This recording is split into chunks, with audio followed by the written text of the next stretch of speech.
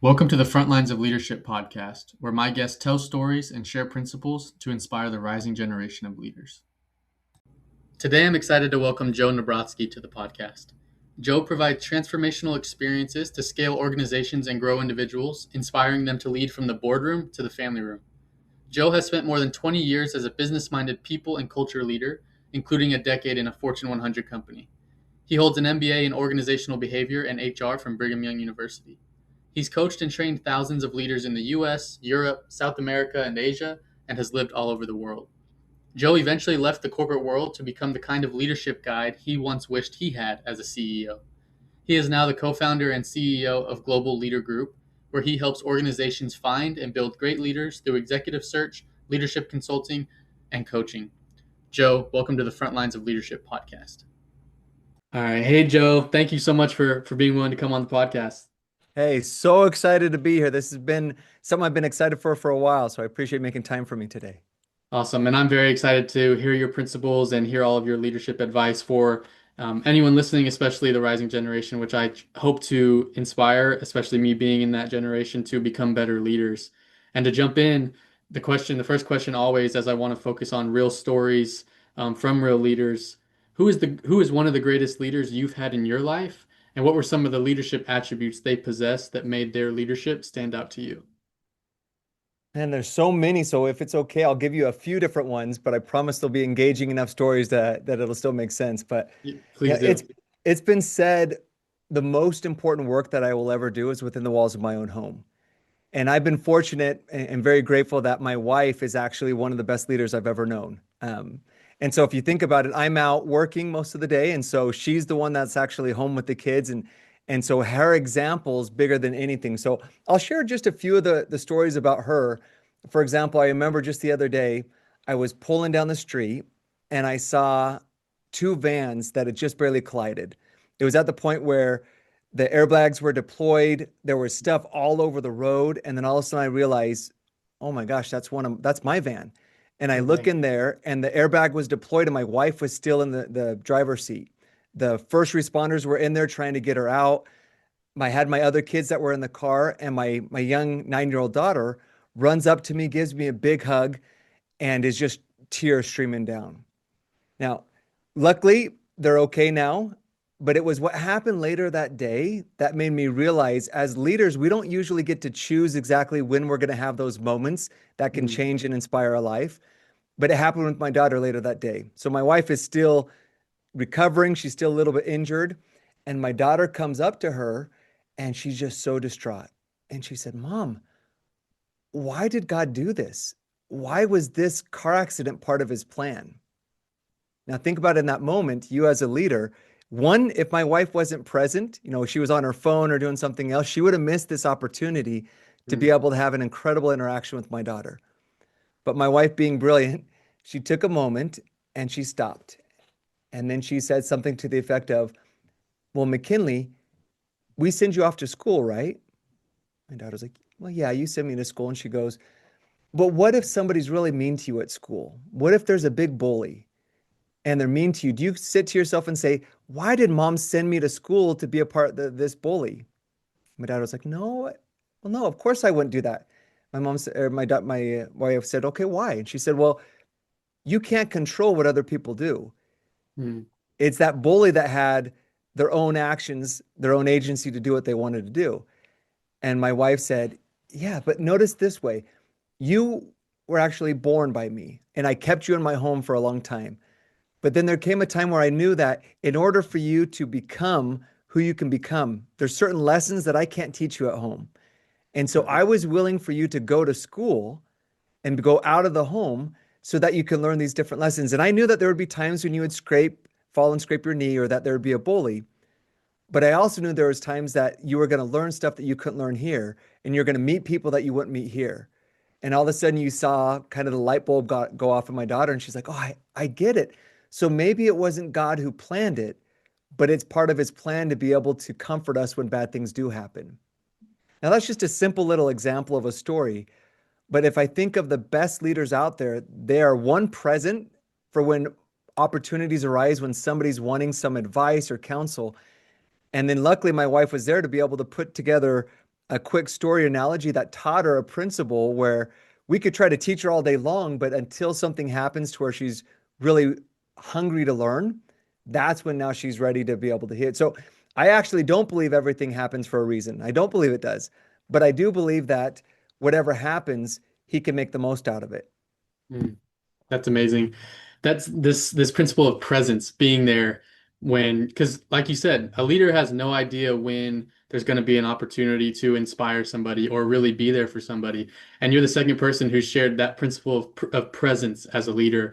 Other people I've had, military leaders, business leaders, they've said, they shared stories of being in the military where generals were flying all through the country in Afghanistan and Iraq, being present with their soldiers. And this story, even with your wife and your daughter, without being there and being present with them, that opportunity was lost. So thank you for sharing that. Yeah, my pleasure. And Jackson, if you're okay, can I share a few more stories about my wife, and then we'll share some other leaders Yes, too? please do. Please do. Another one that made me think about this is a lot of times as leaders, it's not what we say, but it's who we are that they learn the most from. So I'm going to use my wife as another example of my daughter. But this is one where I'll be honest, I am terrible at making dinner. My wife and I, it's like our least favorite thing to do. It's crazy that every single day my kids feel like they should be eating 3 times a day. Uh, and we're terrible at it. So it finally gets to the point where we'll do like a paper, rock, scissors to decide, okay, who has to make dinner tonight? So Right. usually it ends with us being like, okay, we're gonna do mac and cheese, or we're gonna do PB&J, or we're gonna do whatever it is and say, okay, you can either eat that or go to bed hungry. And it usually involves tears and probably one or two Bluey episodes to where we're trying to get the courage to be more like Bandit and Chili. But there was one night where my wife got the lower straw, so she had to make dinner, and she was just exhausted, didn't want to do it. And somewhat jokingly, she hid behind the table, underneath the table, was like, "Hey, I'm not going to make dinner. I'm not going to do any of it." And somewhat jokingly, but also a little bit probably exhausted for the day. And that same daughter, the 9-year-old, she got down on her knees to be able to be eye level with my wife. And she did something that I thought was so awesome. She said, Mom, I can see you're really struggling. Do you want to talk about it? Thought, what a brilliant, she had seen my wife do that to her. Now when she's needing something, she can do it. And then my wife was like, yeah, I don't want to make dinner. I'm just really struggling. And then my daughter said, "Oh, I get it, Mom. That could be really tricky." And then finally my daughter said, well, Mom, what if I helped? What if we could do something to make it super fun? What if we created like a dance and we did a recipe we've never made and we just figure out how to have fun with it? Now, notice what she did. Super simple, but one, she got down to the level of my wife. Two, instead of being like, oh, don't feel that way. You're a mom. You shouldn't feel that way. She met my wife where her feelings were and said, hey, I get it. You want to talk about it? I can see you're struggling. And then three, she knew my wife's love language, which is how to make something more fun. They ended up Mm. making dinner, having a dance, a bunch of different things. And it was another example to me of my daughter doesn't just naturally create these type of things. She had seen that example through my wife so many times that it now became ingrained, and that's how she lives. That's who she is. So that's another example of the type of leader that I want to be, from the boardroom to the family room. Mm. I like that. I've seen you, talk about that online, from the boardroom to the family room, and how that example is crazy. I mean, your 9-year-old daughter sounds much more mature than me to be able to get on your She knees, is get to the more than all of level, us. and be able to care for her mom like that. That's an amazing story. Yeah. Your question was so good. Are you okay if I just do two more quick leader Yes, examples? please, as much as you can. This is what I call golden nuggets that we're getting Yeah, out of. it's all about the story. So Yeah, I had another time where when I was newly married, so I'm pretty young at this time, I'm in my early mid 20s, and it's usually somebody gets braces on when they're younger in life. For right. me, I didn't. I got them actually as an adult. So I was super cool and had braces for my wedding pictures, which is awesome. But I was going through a time where I was in a leadership position and they asked me, hey, Joe, can you please just do a quick kind of public announcement for our team? We're talking like 20 people. Mm. Now, this is at a time when I was pretty insecure and I had a little bit of a stutter. And I remember turning them and I was terrified. It's super small room, but I actually turned it down. I said, no, I can't. I'm too nervous. Now, later that year, I went to a conference and it was just thousands of people. And there was a speaker up on stage named Ed Milet. And Ed Yep. Milet, in fact, Ed, I was watching YouTube. He's actually huge now. This was back before Yeah, he's everyone huge. knew who Ed Milet was. But he was speaking for this small little group. And I remember looking at him on stage and being like, oh my gosh, that's the type of person I want to be. Imagine if I could do that. Now, Ed doesn't know who I am, but it was something that he was sharing a lesson and he talked about the identity thermostat. So the concept was all of us, we have, it's like a thermostat of our identity. And let's say we set the thermostat to 70 degrees Fahrenheit. And just for the sake of this analogy, let's say that if it gets warmer, it means things are going good. So if my thermostat set at 70 degrees and all of a sudden maybe I get a promotion, I start making more money and it gets to 80, 90 degrees. Maybe my relationships are going even better. I'm showing up the way I want to at 100 degrees, 120 degrees. What he said is, think about how a thermostat works. If the heat is all the way up there, what will the thermostat do? It will Great. turn on the air conditioning to bring it back down to 70 degrees. The Mm. reverse is also true. If let's say I leave the door open in the wintertime and it's cold and now it gets to 40 degrees, 30 degrees, the thermostat will then turn on the heat to get it back to 70 degrees. But it'll get to 70 degrees and stop. And when Ed was sharing this, it was like he was speaking directly to my soul because he then says, okay, who gets to set your thermostat? And I realized, oh my gosh, I'm setting a thermostat of what I'm capable of, who I become, so much lower than what's possible. And it's up to me to set it to 80 degrees, 90 degrees, 120 degrees, because I don't want to be the one that's self-sabotaging myself to get back down to 70 degrees. Mm. And I remember looking at Ed and thinking, someday I'm going to be up on a stage like that. Now, at the time, it gave me butterflies just thinking about it. I was about to vomit just thinking because I was so scared. But with that concept of if it's out there, it's possible, and why not me? I started working at it. I started doing small little speaking engagements. I started being open to failing and learning and okay, what worked, what didn't work, how can I do it better? To the point where now I was just barely given a keynote. I've given keynotes now to thousands of different people in different settings, and I love it. And I Mm. remember one of the ladies came up to me just last week. I was doing it for, it was a small little group of 40 in HR leadership team. And she said, how do I learn to be able to facilitate and speak like you just did? And it was a moment to be like, well, hey, this wasn't where you end up. It took me iteration after iteration of being able to do that. But when I think of leadership, a lot of times we think it has to be my manager or my boss. No, it was simply Ed was showing me that there's potential in me and letting me rise to something that's bigger than what I was currently at. That's another thing to think about with leadership is the impact that a leader has, the ripple effect of what they can do is a sacred responsibility, and I don't take it lightly. Yeah, if you don't mind, I have a kind of a follow-up question Please. based on what you're saying, because Ed now is huge and a Yeah. very This is big before he was influence. known by anyone, Yeah. really.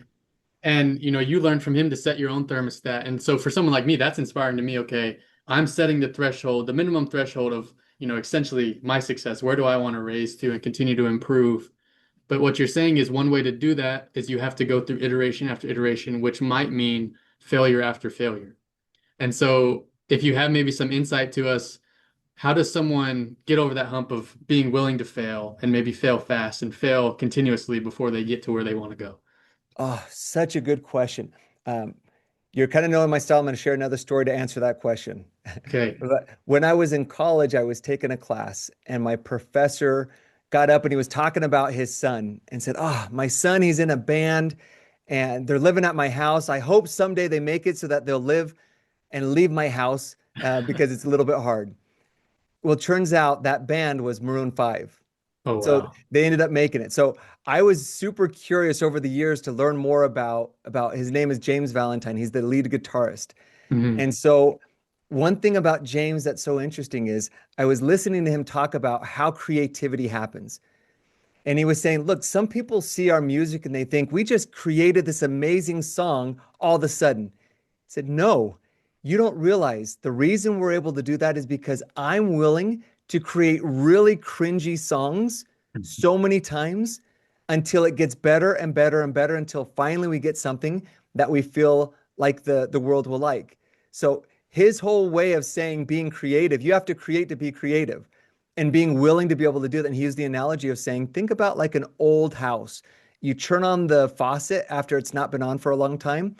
Initially, it's brown water that runs out. That's Right. the cringy music that he said he initially has to be willing to let go out.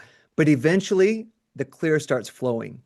So here you have James Valentine, who I think is one of the most brilliant guitarists to one of the most brilliant bands of our generation. And he still has an online guitar tutor that helps Mm. him be able to do it. And he's willing to put together that cringy music so many times because he doesn't look at it as failure. He looks at it, this is simply the part of the process. And it's that same part of the process that later, he said one of the best moments of his life is he's sitting in Queens, or the artist formerly known as Prince, I should say. He's Right. sitting with Prince in Prince's house, jamming out on the guitar. No video because they're not creating it for social media. They were creating it for themselves. And he said, I was sitting in that moment, I thought, I was so willing to put together cringy music and see it as the process. And now here I am with the artist formerly known as Prince. So my Right. advice to you and to me would be don't look at it as failure. Look at it as that's simply part of the process. And I'm willing to go through the discomfort of not having it be right at the very beginning because I know everything I really want is on the other side of feeling uncomfortable. Yeah, that's amazing. And thank you for sharing that. It reminds me, I have a friend who's one of his mentors that he looks up to, and someone I respect is Justin Sua. He's a performance Yeah. coach and leadership, has many great leadership principles. And he was talking to my friend who has met with him in mentorship capacity. And Justin says, you have to be willing to climb Cringe Mountain for a while. Ooh, I love it. And being willing to put yourself out there. And so I kind of that just reminded me what you're saying and not seeing it as failure, but just seeing it as steps along the path to your success. So thank you for sharing that. Yeah, my pleasure. I'll give one Yeah. more story and then we can go to your second question. Okay. It's such a good question because you think about it and you're like, okay, what is it about different leaders? I'm reminded of Jane McNair. Jane was my first manager. I had just barely gotten out of business school. I was still earlier in my career. And Jane was phenomenal at showing me how to do it well. And then almost every single interaction after, she said, okay, what can we do better? What's an EBI, an even better if? And we Mm. would dissect, okay, I could do this, I could do that. Or I remember one day we were in a pretty big meeting and it was going to be a bunch of presidents and vice presidents. This is for a Fortune 100 company. So as somebody newer in their career, I was a little bit intimidated.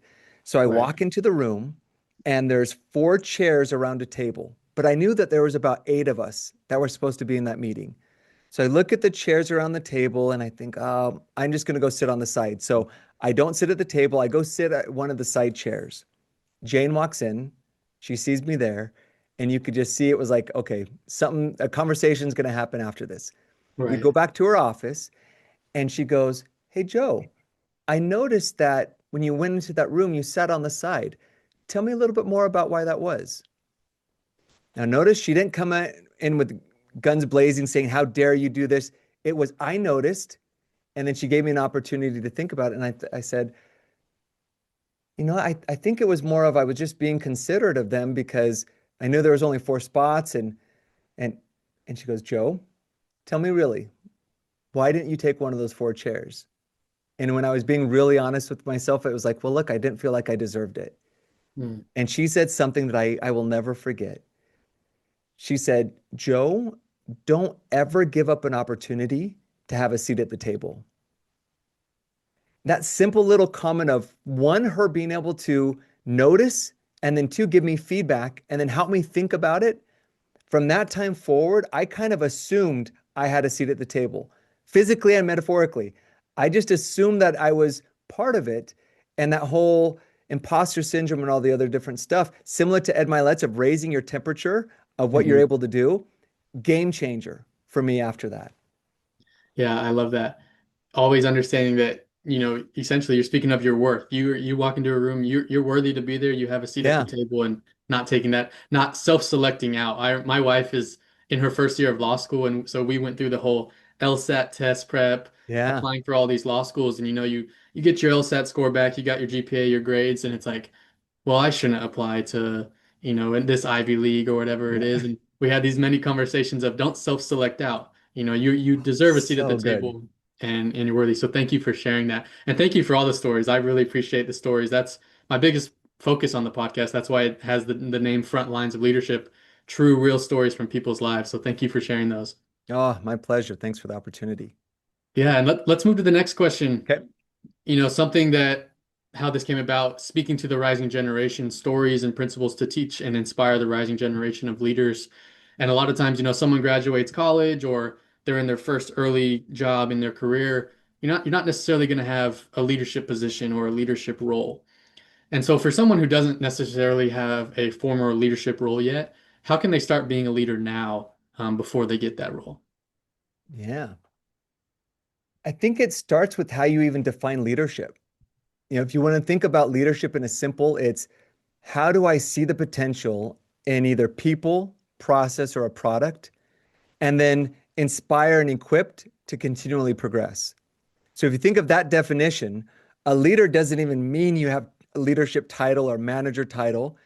Are you someone that you take it upon yourself? You're accountable to yourself to say, I'm going to see the potential in either a person, and that could be yourself, it could be somebody else, or a process. So you see something's not working and you're not just going to wait and be like, oh yeah, somebody should fix that. No, you see a problem. Why don't you become the person that says, hey, let me dissect and see what's going on and see if we can find a way to be able to do this better, faster, you name it, or a product even.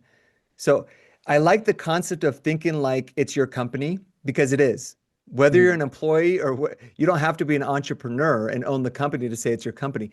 So just seeing that potential in something and working towards making it better, that alone is how you start. And over time, it's going to be seen, but you're not doing it to be seen. You're doing it because you find fulfillment in being able to see the potential in something.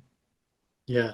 Just in a recent podcast, I was learning from a leader and you mentioned people and processes in your answer now.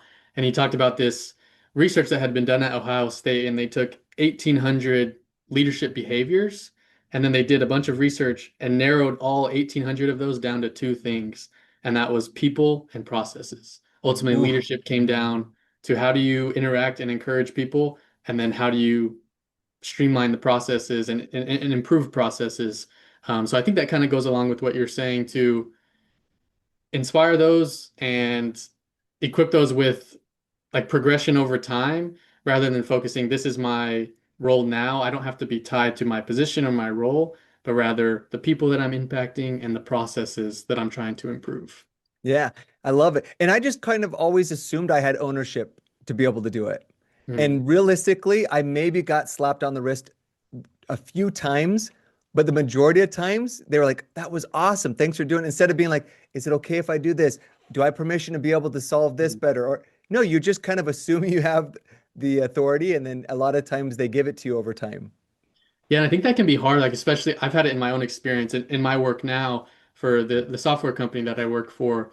It can be hard to be willing to make mistakes because one, your reputation's on the line. If you do something that maybe was on the line of should I have made that decision or not, and it doesn't work out, obviously that's your reputation on the line. But being again, it goes back to what we talked about, being willing to make those mistakes so that you improve later on. I really enjoy that Yeah. principle. But part of it's also communication. So, for example, when I would have interns, a lot of times the interns would come in and think, oh, I'm going to show that I'm so good by hearing at first what you want, what your expectation is for my project or internship or whatever it is, but I'm not going to bother you. And I'm going to wait until the end of the internship. And now I'm going to come to you at the very end with this amazing end product. And I said, Yes. that is your easiest way to fail. That's not success. The best interns would have iterations of communication. So, yes, they would take what is my project, what it is, but then they wouldn't wait to be told what to do. They would start making action steps. Okay, here's what I think. Here's the questions I should ask. Here's who I should talk to. Here's my hypothesis. Okay, here's what I think next. And then they would meet with those stakeholders to say, okay, here's where I'm at. Here's what I'm thinking. What are your thoughts? And get kind of that buy in throughout. And then what's going to happen? It's kind of like a heat seeking missile.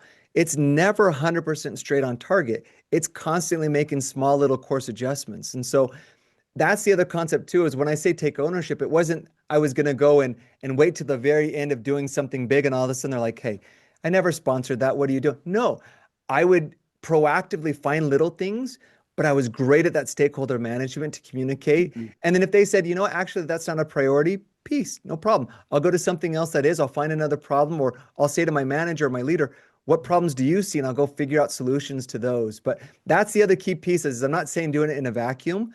I'm saying iterate together with them because people support what they co-create.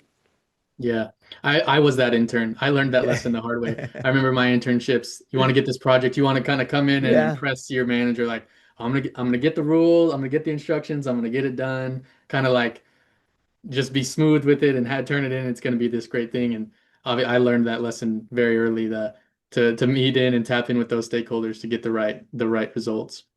Yeah, But thanks for exactly. sharing In that. fact, no, Yeah, my go ahead. pleasure. The other thing too is think about when I first started my main job after the graduate school, my manager was absent for like the first 8 months. And so I didn't have anyone telling me what to do, what's good, what's bad. And so I could have just floundered and tried to do it. But what I did was every single day, I pretty much picked up the phone and found one or two people that knew better than I did on Mm, whatever that issue was and be like, hey, do you have just a quick 5 minutes? I'm going through this situation. Here's what I think, but can you tell me what are your thoughts? What am I missing? And then the next day, because I didn't want to bother the same person, I did the same thing to two other different people. It right. actually was the best thing that could have ever happened to me because after 6 months, I had the best of the best of 60 different people and all of their insights. And so that's the other key thing too. Don't wait for just your manager. Go start reaching out, learning from others. But it wasn't a, hey, here's the problem, tell me what to do. It was, here's the problem, here's how I'm thinking about it. What do you think about? What am I missing? And I built relationships along that process too. Yeah, that's amazing. I think it's important to understand you're not the smartest person in the room.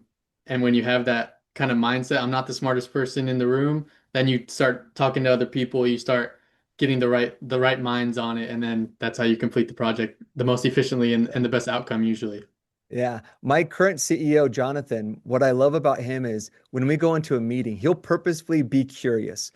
Think about it. Anytime you go into a conversation, you've got two doors you can go into. Door number one is I'm right, you're wrong. Door number two is curiosity. Hmm. A lot of times leaders come into the I'm already right door, which makes them cut off to hear different opinions or views or dissent. Versus if you're in that curiosity door, you're thinking, oh, I wonder why they said that. I wonder what they're thinking. I wonder what data they have to support that. So what Jonathan does is he says when he goes into a meeting, he doesn't even care what the best solution is. He wants to make sure that he has the right questions so that he can tease out amongst the team the right dialogue. Mm, That to me was one of the biggest aha moments to realize, oh, as a leader, I don't have to have all the solutions. In fact, it's almost better if I don't, right. because I'm going to truly be curious to learn from others. And if I can be learning from others, if I leave the room with the best solution, that's way better than entering in with it. So that mentality switch was also something that I think was super helpful for me to hear. Yeah, this is all great insight. I think you have so many great stories that I'm even just sitting here, asking them, and I just want to continue to hear more and more. That's Hey, you're amazing. kind. Well, we'll move on to the next question if that's okay. Okay, This question please. is kind of, obviously you have great experience and a plethora of stories about leadership principles for your own life and also for others, kind of being in that realm in the industry that you work in. And so this question, I'm really excited to hear what you have to say. What principle or habits has most contributed to your growth as a leader over time? Ooh, most contributed to growth as a leader over time. I can think of a few. Let me think of the first one. I would say the greatest predictor of future successful job performance is EQ, emotional intelligence. I don't think there's anything that has been more impactful to my success or the success of leaders that I coach than EQ. Real quick, what is EQ? A lot of times we hear of IQ, Right. intellectual quotient. That's more of my ability to understand different pieces of information and put together decision making and thinking processes to be able to make good sound decisions. EQ is the other type of smart. EQ is, and we'll say EQ, even though it's emotional intelligence, it should be EI. We say emotional quotient or EQ. So if I say EQ or emotional intelligence, same thing. But think Right. of EQ as my ability to recognize and manage my own emotions and behaviors, and to be able to recognize and better respond to the emotions of others so that I can connect. So if you think about that, if you can improve that, and here's the best part about EQ, it's not a I was born with a genetic lottery or I wasn't. You can develop it just like a muscle. And so I think that's been the biggest thing, especially because earlier in my career, I didn't have high EQ. I was so focused on results and the outcomes that I wasn't taking the time to really understand even my own emotions and being aware of that. So let me give you a quick example. You're going to notice a lot of my examples are at home. And the reason why is I believe great leadership is from the boardroom to the family room. And Right. as great as it is to help a leader improve their business and grow revenue, which is awesome, and I love it. My biggest fulfillment is when they say, I showed up as a better person in my personal life. Mm. That to me is fulfillment. So here's a quick example. My daughter, she had just barely had a really rough day. She's a teenager, and a bunch of the girls were saying really harsh rumors that weren't true. So she came home just in tears. Now think of EQ. EQ is first understanding my own emotions so that I can control it before I show up. The old me would have been like, hey, that's not even true. Don't worry about it. Don't pay attention to it. Or I'd be like, hey, it's not, suck it up. Don't be scared. Like, you, do you notice how I wasn't even aware of or showing her empathy of what was happening with herself? And the reason why is because I also wasn't self-aware enough for myself. It was almost like I felt that I needed her to feel better in order for me to feel better. Mm. And instead, when you realize, look, it's not even about me, process your own baggage and emotions so that you don't show up to that conversation with it. I could fully focus on her. And so the difference there was I could then sit down and be like, hold up, she's feeling something. How do I help her feel that and meet her where she's at? Completely different outcome instead of me trying to just go in and fix it or tell her, hey, you shouldn't be feeling that or feeling that as weakness or bad or wrong. Resisting feelings only intensifies them. So that's just one quick example of being able to recognize what's happening in yourself. But think about it in the work setting. Somebody's struggling. They act out a behavior that they don't normally do. And instead of being like, man, I can't believe you did that, it's, hey, I noticed that that was a little bit different than what you've been doing. Are you okay? Mm. That difference is pretty dramatic. And if I think of the principle behind EQ, it's emotions don't happen to you, emotions are created by you. Mm. So if you can start realizing, I'm not feeling that way because of anything external to me, but instead it's a thought that's going through my brain that then triggers an emotional feel that feels in my body. Now I take back control versus feeling like I'm out of control. So that whole EQ concept, and we could go so deep into that one, but I would say that's one of the biggest areas. And in conjunction with that is also the power of beliefs because the beliefs drive emotion. So that mindset aspect of starting to become aware of your thoughts and the power those thoughts have, completely game changer. Wow. I'm like feeling inspired now. And I've been trying to work on this myself in my own home, in my own personal relationships, me and my wife. And Yeah. I think it's just what you said, emotions don't happen to you, they're created by you. That's what is true ownership in your on your holding yourself accountable in your own leadership. And so I'm just thinking now, how can I do that? How can I be better and realize the emotions aren't external, they're they're created by me. I have the choice of how to build my emotions and react to any situation. The situation isn't creating that, especially when it's like intense or whether Yeah. it's in your home or in the boardroom, like you say, those emotions they can build up when it's tense or when there's an argument or whatever it is. But taking a step back, realizing I'm the one who's creating these emotions. They're not happening to me because of the situation. That's amazing. Yeah. And Jackson, if you don't mind me asking, what's your spouse's name? Victoria. Victoria. This is something that for you and Victoria will be so helpful. So, for example, Victoria says something, words, whatever they are. And this is something when I first got married, I joke with my wife, we've been married 22 years, and I say it was the best 18 years of my life. And the reason why is because our first 3 years were terrible. Mm, Like I remember we sat in a room one time when we were like, if this is what marriage is, I don't think I want this. yeah, right. And as a young person that dreamed of being married and all that, it was so crushing. But then we started realizing, hold up, we can create whatever type of marriage we want. And a lot of it was, I love her, but I just didn't know some of these different things like EQ or how to show emotion or how I just didn't know it. And so if I can learn that skill, we can have a better relationship. So for example, If your wife says something, a lot of times we think, I'm mad because she said XYZ. No, she said words. That's a neutral circumstance. Mm, Whatever interpretation you have of those words, the story you tell yourself, that is actually what you do control. So that simple concept is starting to realize that I'm going to control the controllable. I can't control what they say or what they do, but I can control how I react and how I show up. If only one of you is playing that game of high EQ, the relationship improves. And then over time, a lot of times, both of them start playing that game. That's when mm. relationship gets really fun. Yeah, I think it can be hard, like you're saying, okay, if you have a relationship or a team and only one person is being willing to make those changes, like that can be difficult. But you're saying essentially, even if one person raises the standard of EQ, then usually typically the rest get on board. Yeah, and here's the difference though. The reason why is because it doesn't even matter if they change. I can have an entirely Um, different experience and nothing changes by what they said or what they did. And the reason why is because what they say or what they do is a neutral fact. It's a circumstance. It's outside of their control. What I can control is my story that I make of whatever they said. So now, once again, take back ownership. If I change the story, I then can change my emotion of how I feel, which then changes my action, which changes my results without changing any of the circumstance. yeah, So, that's amazing. can I give you an example? Because it's Yeah. probably hard without an example. No, no, Um, yeah, please. So, and I'm gonna come back to kids because just that you want to improve your EQ, go have children. It's one of I was such a great parent. I knew how to be an amazing parent until I became a parent, and I was like, I know nothing. Right, right. But here's a quick example.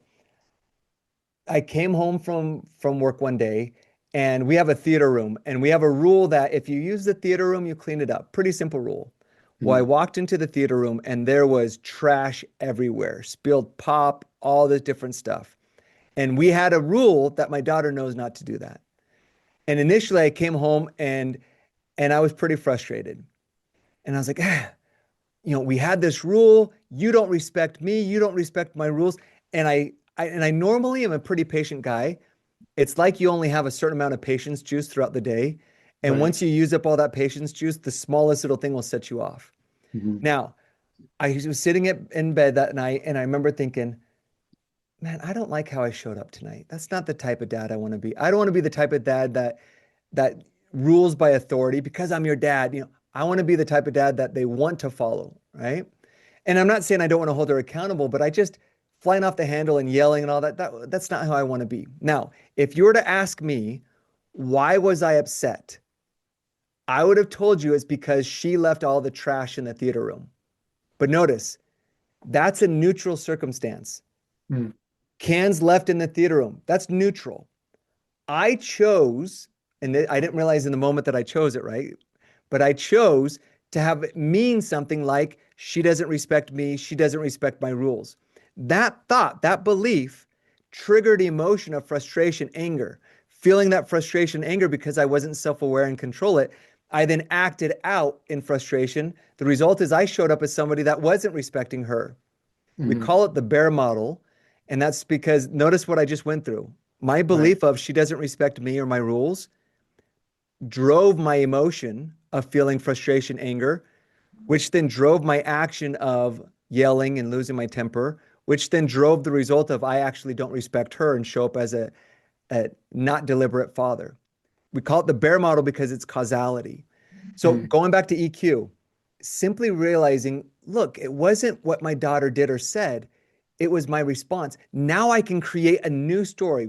We talk about neuroscience, retraining your brain, reprogramming your brain, rewiring your brain. I then took back control of saying, okay, next time that happens, so she doesn't have to change. How do I want to show up?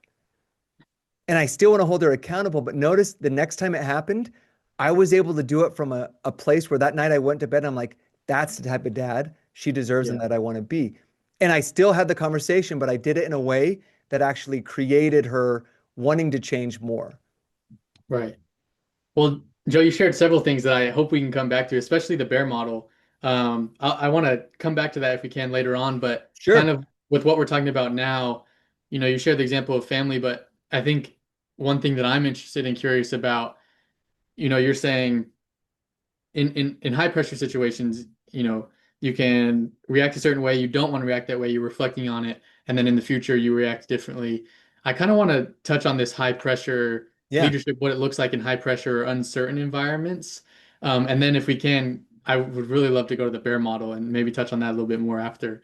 But the question I have for you is, how can someone be a better leader and what does leadership look like in these high pressure or uncertain environments?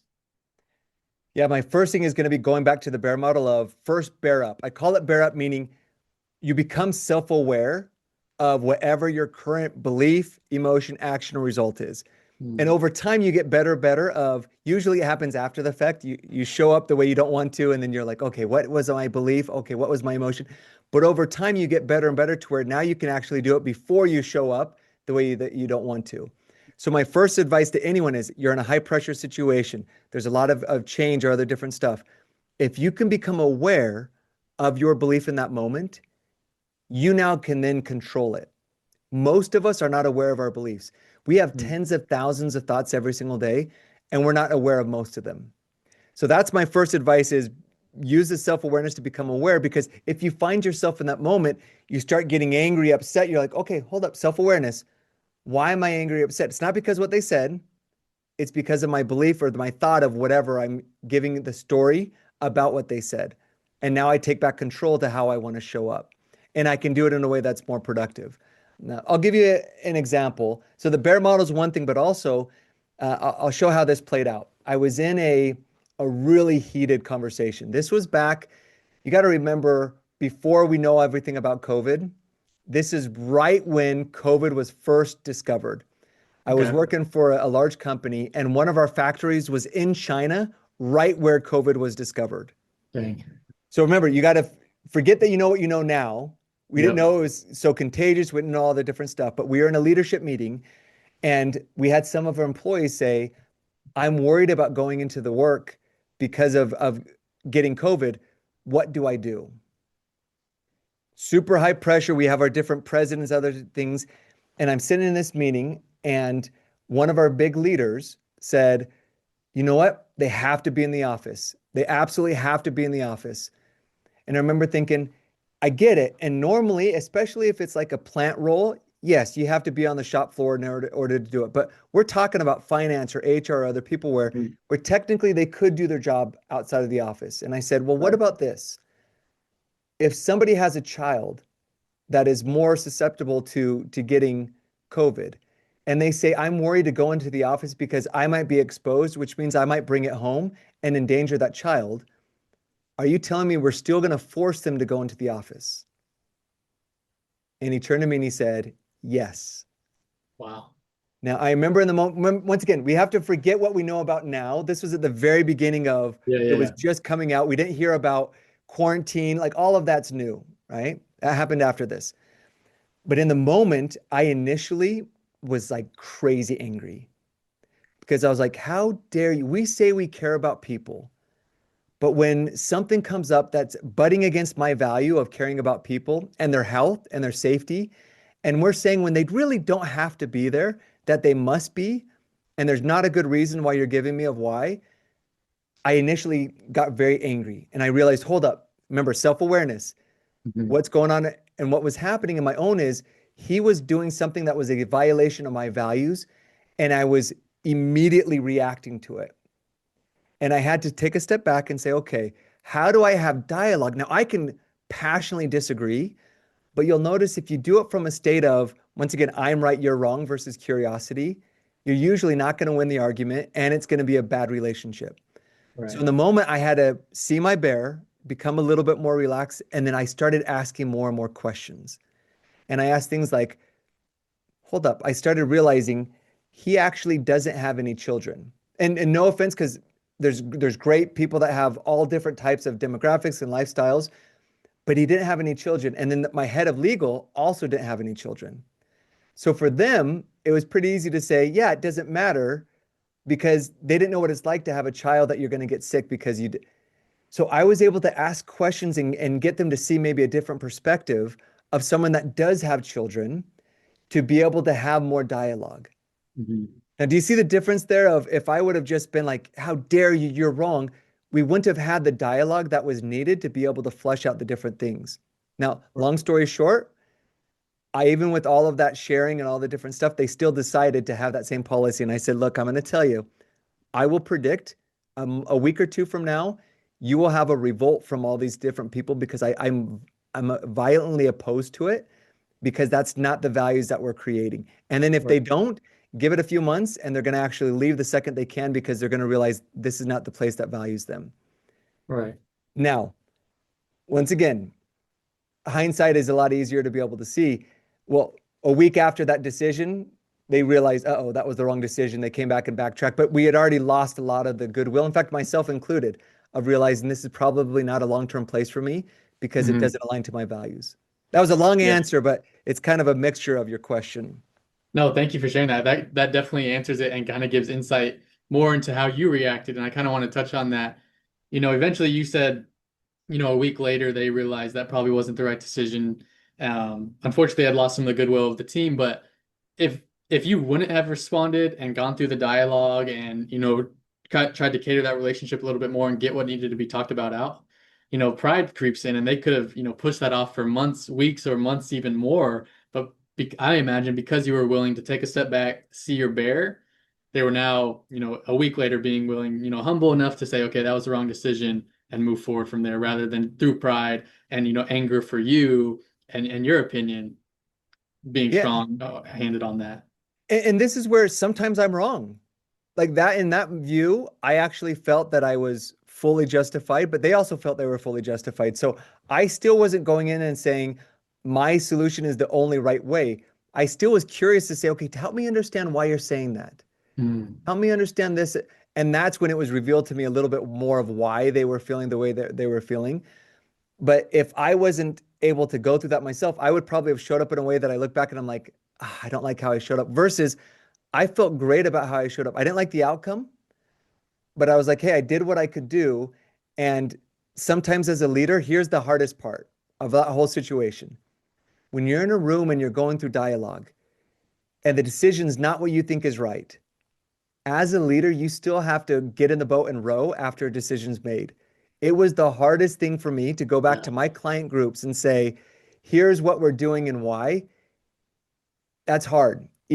And because I didn't fully believe it myself, and that's as a leader, that's going to be one of your hardest things of if it goes up against your values, that's when I think it's a little bit different to where it's like, look, that's not something I want to be a part of. And I decided that was not going to be an organization I stayed at. And many people left and said that was the reason why, because they Mhm. realized that. However, that's not always the case. If it's not misaligned with your values, as a leader, you still have to get in the boat and row, even if it's not your decision. And that's just something that you're going to have to learn to do too as you get into bigger positions. Right. Well, Joe, I've really loved all of the stories you've told so far, and I've really learned even just in this face-to-face with you, I'm learning live from you and all these things. And if you Great. don't mind, I do have just a couple more questions before we Please, wrap let's up. keep going. Sweet. Well, as you know, and as I've mentioned multiple times today, this podcast, I hope, is to inspire the rising generation of leaders. And I started this kind of as an internal, looking internally, how can I be a better leader? And I want to learn from people like you. And so I want to interview you.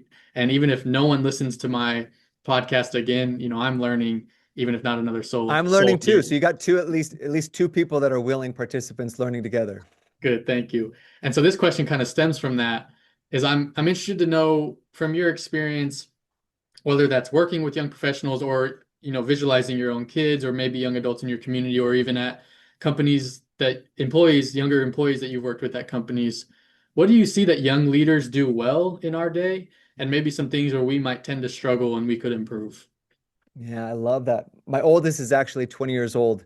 Okay. He's over in Paris right now. So I have first line experience too of that along with the people that I work with.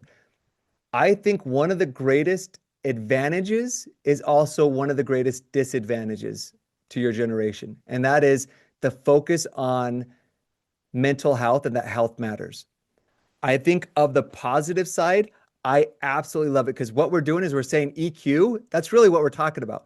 We're now becoming aware that we have emotions and then Mhm. how do I better manage it and to realize that our health is more important than outcome and results and other things like that and you've got to take care of that. I love that aspect. But then there's the other side of it too, where I feel like sometimes it's actually standing in the way of what they really want and need to do to get the outcomes they want. For example, our brain doesn't understand the difference between physical pain and emotional discomfort. Mm. So if I put my hand on fire, my brain says, "Ooh, that hurts. Don't put your hand on fire." That's physical pain. But if I'm going through something that's challenging and I feel the emotional discomfort, my brain also tells me it's the same thing. "Ooh, that's bad. Don't go there."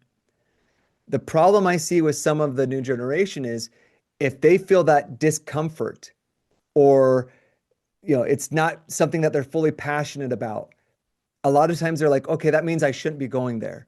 And they don't go through processing those emotions to do the actions because everything they really wanted is on the other side of feeling that discomfort. For example, I know some people that they were at a job for like 3 months and then it got hard. They had to learn new skills. And they're like, you know what? It just required too much effort. It was super uncomfortable. I had to be on calls and I didn't know what to say. And so I just left. Like, no, like you've got to go through that in order to get what you really want. Or I'd have people say, I just wasn't passionate about that job. And part of me is like, I get it, but if you're working at Arby's and you're 16 years old, sometimes you have to show up when you don't want to show up, even if it's not changing the world, because Right. that's simply, you got to go and work. And so I think there's a little bit of this spectrum where health matters is so good, but also don't let it be to the detriment of feeling the discomfort and doing it anyway and going after the hard. Right. I have a mentor. He's actually my uncle, and many times I've talked to him about stories of people in my generation who go to work, they don't like it, they quit or whatever it is, and he kind of has taught me like, look, there is that give and take of you do got to earn your stripes, you do got to go through the hard things, Yeah. but also at the same time, I love what you're saying, understanding how both your physical and mental health plays into that, and I've seen that for myself. A lot of times, me and other people, we know the hard thing that we need to do. And usually the thing we want is just on the other side of that. But it's just Yeah. committing to being willing to do the hard thing. And usually, like I said, we know what it is. Yeah. So I think that's amazing advice that you gave. Thank you. But look at what you're doing, Jackson. You had a desire. You know what? I want to learn more about leadership. I'm going to go create a podcast. At first, you probably didn't know what equipment do I need? How do I get it posted? Who do I talk to? But notice you didn't let that stop you. You said, yeah, everything's figure outable. I'll figure it out. You Right. contacted me on LinkedIn without knowing me. It Mm. was brilliant. Thank And I you. was like, yeah, I would love to help out. I would love to learn and give back. And I'm learning myself. But notice how you, instead of just being like, hey, I'm waiting for things to come to me, you're proactively feeling that discomfort of learning new things and trying it. And because of that, I'm like, you're going to be successful in whatever you try to do because you're willing to do the hard. So, Thank you. so Well, I kudos to appreciate you. that. Thank you. And I appreciate again you coming on. And I'll be honest. I mean, it hasn't been the easiest thing, Yeah. being willing to record myself and then when I'm editing, having to listen to my own voice and like Oh, that, like that's the join the worst thing. club. Like, who is Yeah. that guy? Oh man, we Yeah. we get so annoyed with ourselves. But this has been my other thing to realize too. Brooke Castillo says you could be the juiciest peach on the tree, and some people simply don't like peaches.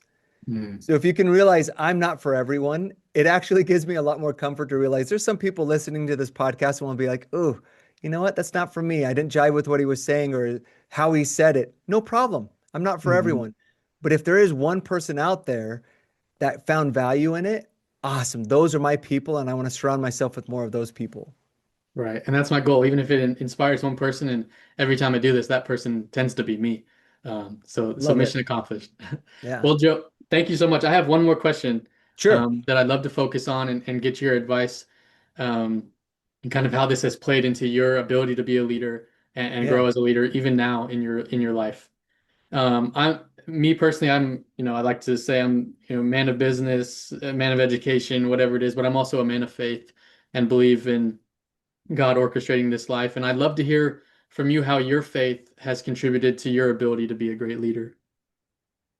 Man, thank you for asking such a thought-provoking question that I appreciate it. We don't talk about this enough. Let's first talk about what do I mean by faith? Because whether you have faith in a higher being or whatever it is, here's how I think of faith. To me, it's not faith in the outcome. It's faith in Jesus Christ or Heavenly Father or whatever your faith is, despite the outcome. Mm. Notice the difference. It's faith in trusting what I already know about God to allow me to trust Him for all the things I don't yet know why. That's the difference and that's why faith to me has been such a key part of my life of who I am and who I'm going after. Surprisingly, here's some stories that make me think about how faith was. If I think about my career, so when I first started, it was so hard to get into the MBA program at BYU. I always wanted to go to BYU. I bleed blue, but for some reason I was terrible at taking the GMAT. I would Mm. take it and bomb, and then I would take it again, and I had one super high score in one area and super low in the other, and then I'd study a little bit more, and then it flipped where I had Right. super high. Yeah. And I'm like, man, finally, luckily they let me in. So I'm in this amazing program, and these companies are coming, and I narrowed it down to my top 3 companies. In order, it was Procter and Gamble, Hmm. and then it was GE, and then it was Honeywell. Now, when I'm going through that process, the way that Procter and Gamble, it's a great company, great from an HR standpoint. That's what I do. And they have it part of the process where you have to take an assessment, online assessment. And if you don't pass the assessment, you don't get to move forward. So I'm in the computer lab. Now, that's how old I am. We had a computer lab versus laptops and everything. But I'm in the computer lab and I'm taking this assessment. And all of a sudden, I click the button to advance it and it freezes. Oh And I'm no. freaking out a little bit because it's a time test. And depending on how you answer a question, you either get a harder or an easier question next. And I'm like, oh, I click it again, nothing. I click it like 10 times because I'm like, time is wasting. Then all of a sudden, it advances 10 different questions without me allowing to answer it. Oh I'm like, oh, no. you got to be kidding me. I get out of the computer lab. I call the recruiter and say, hey, there was an error. Can I please retake the test? Because I know it's not going to give an accurate answer. He goes, Joe, don't worry about it. We really like you. We're pretty confident it'll still work out. Well, they come to campus, and I'm thinking, this is my top company. I'm going to get an offer. I got an offer from almost every other company I tried for, but P&G said, actually, because you didn't pass the test, we can't submit an offer, even though we want you. And I'm like, no, but remember, the test didn't work. He said, I know, but my hands are tied. Now, I could look at this and be like, man, that is terrible. What I've come, think about faith.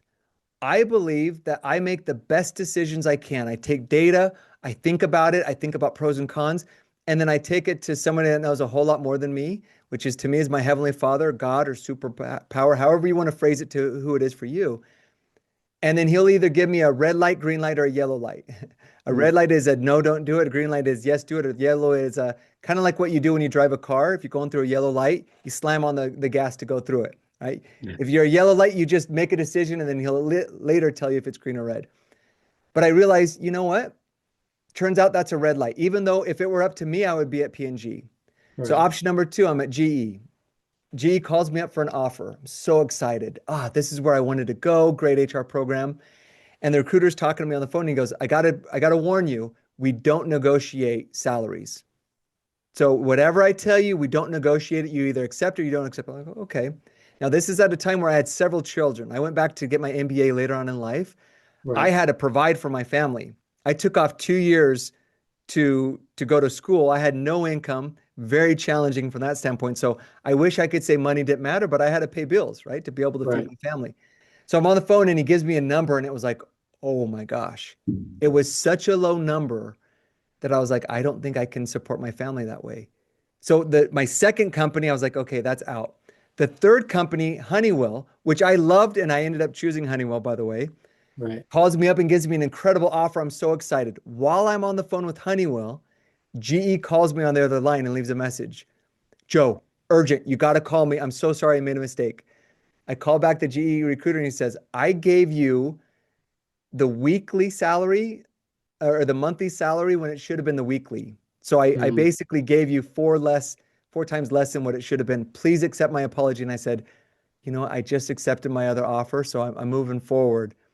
Now, you could Wow. look at that and say, that was just chance. But the way that I look at it, my faith says, when I make a decision and maybe it's not the best outcome, he's going to intervene and be able to help me do something that's going to be even better. So I made a commitment in my life that if I feel inspired to do something, I will follow it and I will trust him, even when I don't know the outcome yet.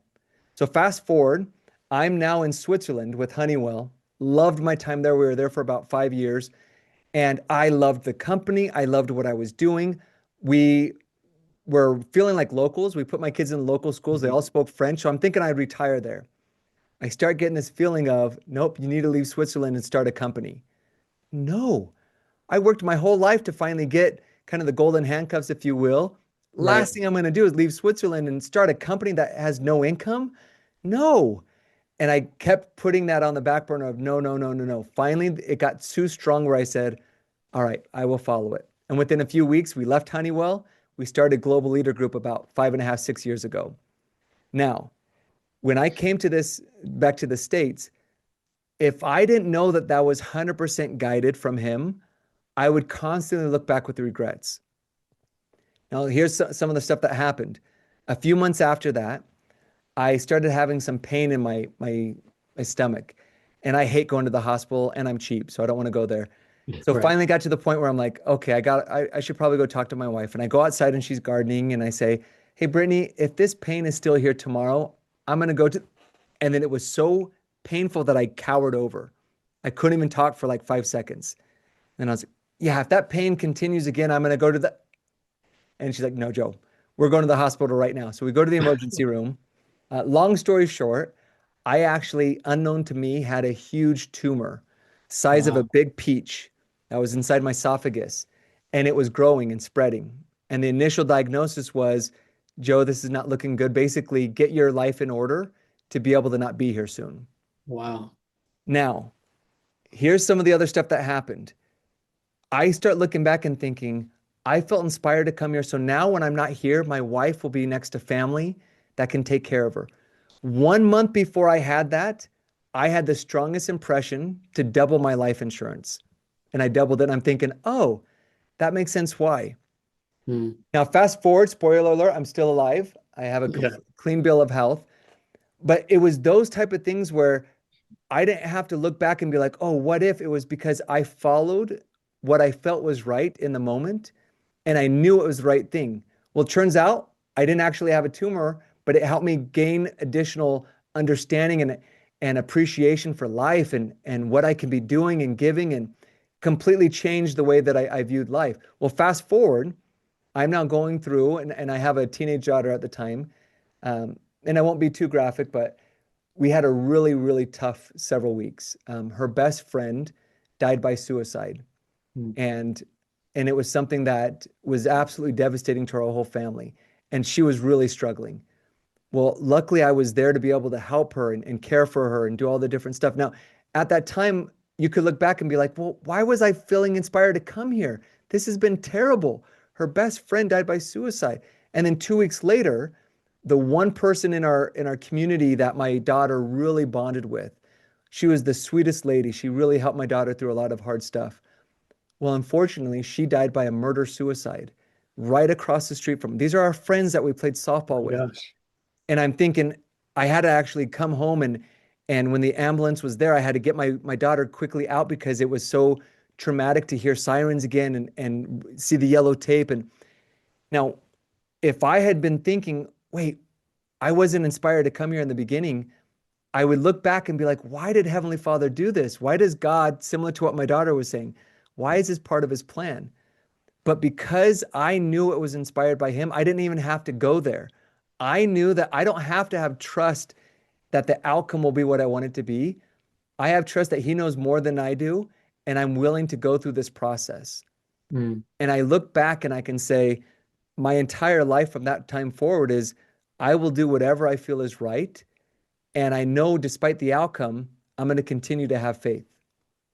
Yeah, that's amazing. And thank you for being willing to share, sometimes those sincere stories that from family and oh, well, I'm glad you're still here. Glad that ended Thank up you. good for you and your family. And I think it is a question we don't talk about enough, but how faith in whatever it is, whether that's, whatever your belief system is, your theology is, your religion is, being taking away the outcome, again, bringing it back to what you said before, disassociating from the outcome and more of the process. And with your faith, you can trust that process.